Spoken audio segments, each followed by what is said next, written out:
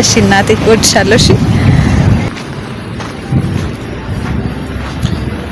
ሰላም ከማጋኔ ከለዲጋ ኦኬ እሺ ለሊ በህይወትሽ በጣም አስፈላጊ ከምታያቸው ሰዎች መካከል ላንቺ ማን ነው እስኪ?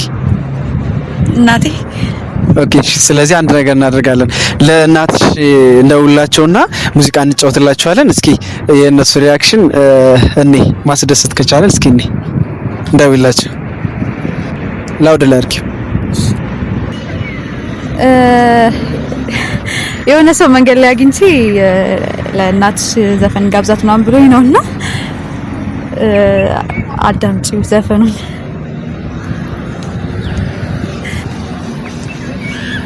ያኔ በለጋው ልጅነት ሳላውቅ ያን ክፋት ደግነት እቅፍ አርገሽኝ ባንቀልባ ጧት ማታ ወዲህ ሲባባ ልጄን ስትይ ተጨንቀሻል እናት ፍቅር ዋጋ ከፍለሻል ማለኔ ተካሻል አቅፎ አንጀትሽ ልክ እንደ ኩታ ስትባዝኝ ለኔ ጧት ማታ ሆነሽ ከርታታ ይኖር እንጂ ውስጤ ተጽፎ ታሪክ ሆኗል ይሄም ባንቺ አልፎ ይካስሽ ጌታ እናቴ ነሽ ዓለሜ ህመምሽ ነው ህመሜ ሰላሜ ነሽ ለኔማ በዋልሽበት ከተማ እናቴ ነሽ ዓለሜ ህመምሽ ነው ህመሜ ሰላሜ ነሽ ለኔማ በዋልሽበት ከተማ እማ ሰማሽ?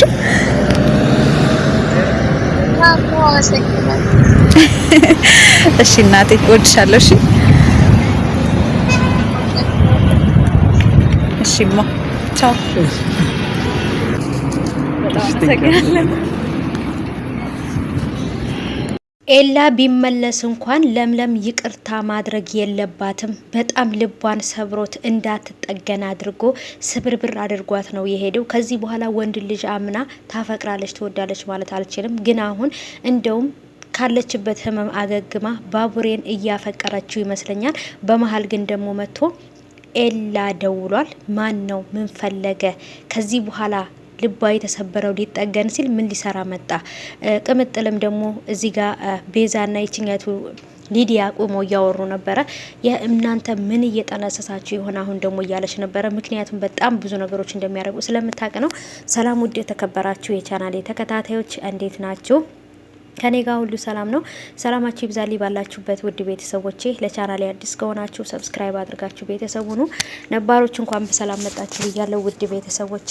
ተወዳጁ የአደይ ድራማ እንግዲህ በተለመደው ሰዓት ትናንት ተለቋል ማለት ነው።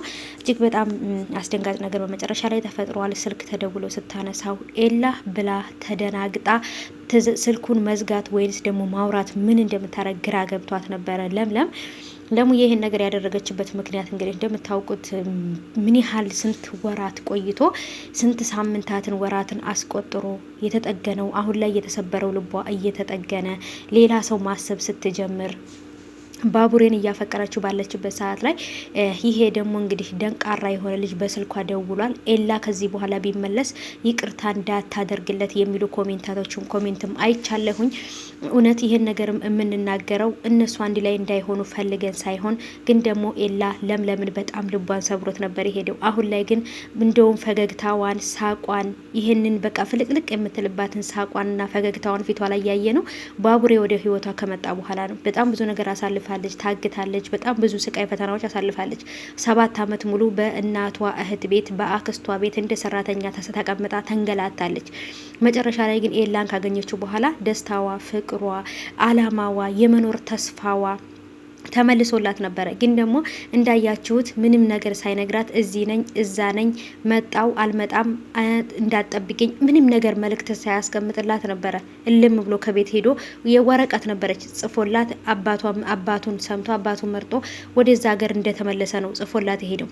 ያን ወረቀት ኤላ ነው የጻፈው ወይንስ ሌላ ሰው ነው የጻፈው የሚለው ነገር ማንም ማወቅ አይችልም። ግን ደግሞ ጽሁፉ እሱ የሱ እንደሆነና እሱ እንደጻፈው ነው ለምለምም ተረድታ በጣም ልቧ ተሰብሮ የነበረው።